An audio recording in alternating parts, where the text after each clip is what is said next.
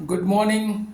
Today, 20 November 2024, Wednesday, Wisdom of Word of God Morning Devotionમાં આપ સર્વનો આવકાર કરવામાં આવે છે અને પ્રેમી સલામ પાઠવવામાં આવે છે. આજે સવારે આપણે નીતિવચનોના પુસ્તકમાંથી એનો 10મો અધ્યાય અને એની 18મી કલમથી 21મી કલમ સુધી પ્રભુનું વચનના આધારે ટૂંક મનન કરવા માગીએ છીએ.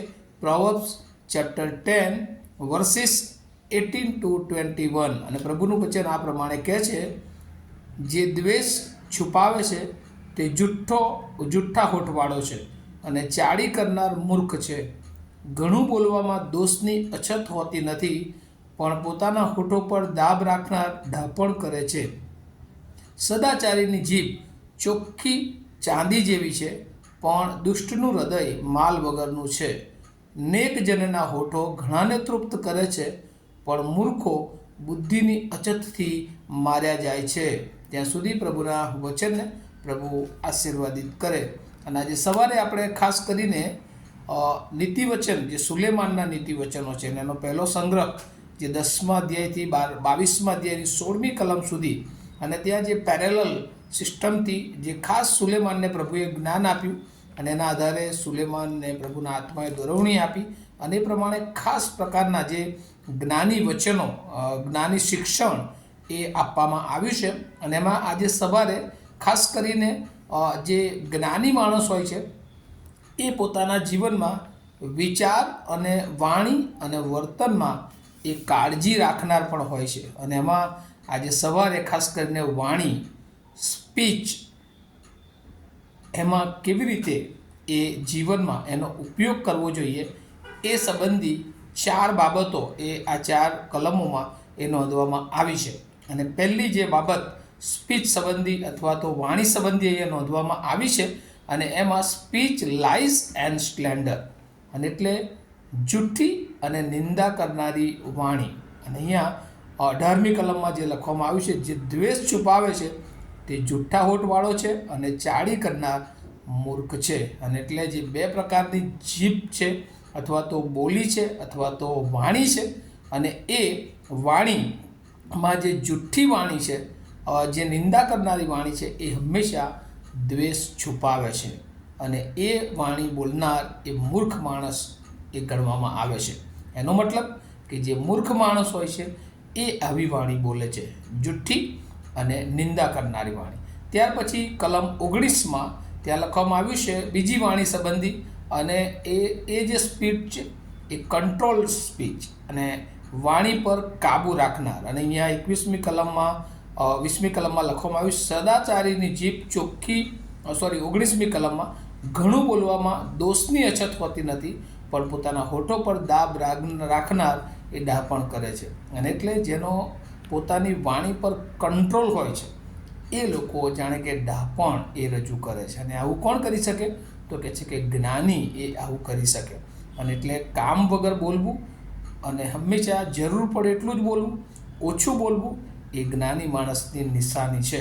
અને જો એવું કરે છે તો કહે છે કે એ ડાપણ એ કરે છે. એટલે એ પોતાનું જ્ઞાન, એ જ્ઞાની છે, એવી રીતે પોતાની જાતની ઓળખ એ બીજાઓને આપી શકે છે. અને એટલે બીજા પ્રકારની સ્પીચ, જે સ્પીચ કંટ્રોલ, જે કાબૂમાં દાબમાં રહેનારી જે જીભ છે અથવા વાણી છે અથવા તો એ બોલી છે, એના સંબંધી નોંધવામાં આવ્યું છે. ત્યારબાદ કલમ 20માં સદાચારીની જીભ ચોખ્ખી ચાંદી જેવી છે, પણ દુષ્ટનું હૃદય માલ વગરનું છે.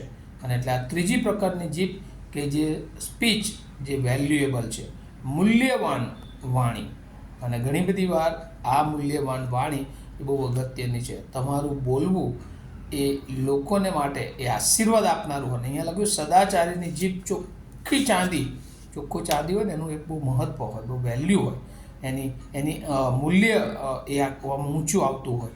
અને એ જ રીતે ઓછા શબ્દો પણ એ હંમેશા જે વેલ્યુવાળા, મહત્ત્વ, મૂલ્યવાન શબ્દો તમે જ્યારે બોલો છો લોકોને માટે, એ સારા શબ્દો બોલો છો, લોકોને ઉત્તેજન આપનારા શબ્દો જ્યારે આપણે બોલીએ છીએ, વાણી બોલીએ છીએ, ત્યારે એ આપણી વાણીનો વેલ્યુ હોય છે. ઘણા બધી વાર આપણે જોઈએ છીએ કોઈક માણસ આવે અને ગમે તેવી બાબતો હોય, ગમે તેવા પ્રશ્નો હોય, પણ એ આવીને કશું કહી જાય તો પછી ત્યાર પછી એ પ્રોબ્લેમ એ સોલ્વ થાય, શાંત થઈ જતા હોય છે લોકો. કારણ કે એની વાણીમાં એ કંટ્રોલ છે, પણ સાથે સાથે એની વાણીમાં વેલ્યુ છે કે ભાઈ આ વ્યક્તિએ કીધું છે અને એ વ્યક્તિ જે બોલે છે એમાં કશું ખોટું હશે નહીં. અને એટલે મૂલ્ય એ તમારી વાણીમાં હોય એવું આજે સવારે સુલેમાનના વચનો આપણને શીખવે છે.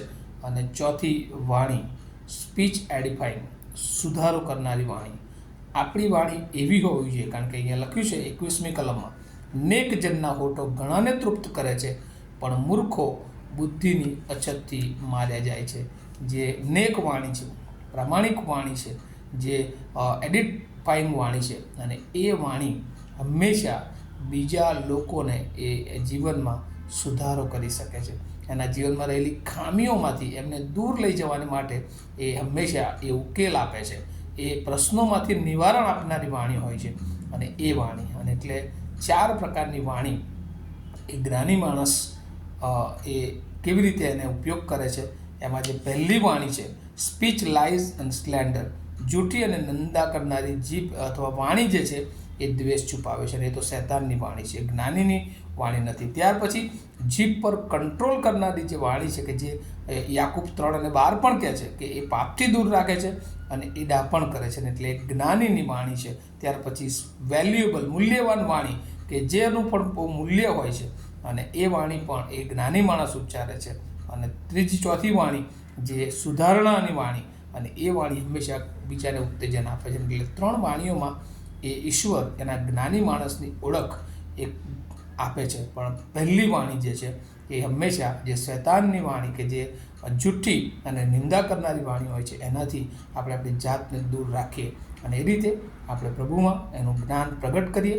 અને પ્રભુનું જે જ્ઞાન આપણને મળ્યું છે એ દ્વારા ઘણા બધાના જીવનને આપણે અસર કરી શકીએ છીએ. આ વચનો સમજવા માટે પ્રભુ એની બહુ જ કૃપા આપણે સર્વને આપે. પ્રાર્થના કરીએ. અમારા જીવંત અને દયાળુ ઈશ્વર, આજે પ્રભુ જ્ઞાની માણસ તરીકે વાણીમાં જે વાણી સંબંધી અમે શીખ્યા છે, પ્રભુ અમે જુઠ્ઠી અને નિંદા કરનારી વાણીથી અમારી જાતને અલિપ્ત રાખીએ, દૂર રાખીએ, અને જે વાણી પ્રભુ અમારા જીવન દ્વારા એ બીજાને સુધારો કરનાર હોય, બીજાને ડાપણ આપનાર હોય, અને અને અમારા જીવનોમાં પ્રભુ એ રસ આપનાર, ઇન્ટરેસ્ટ આપનાર, અને અમારી વાણી હંમેશા એ કંટ્રોલવાળી વાણી હોય, ઓછું બોલનારી વાણી હોય, કામ પૂરતું બોલનારી વાણી હોય, એવા અમને બનાવો, એવી પ્રાર્થના ઈસુ પ્રભુના નામમાં માગીએ છીએ. માટે સાંભળો અને તેનો સ્વીકાર કરો. આમીન. Have a nice day to all of you. Thank you.